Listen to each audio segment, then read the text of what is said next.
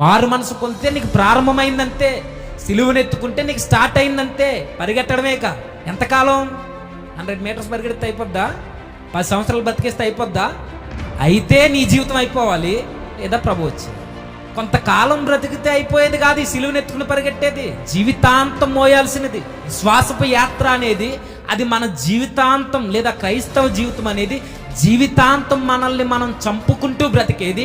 ఆ సిలువను భుజాన వేసుకుని, భుజాన అనగానే మరలా చెప్తున్నాను, చెక్క సిలువ కాదు.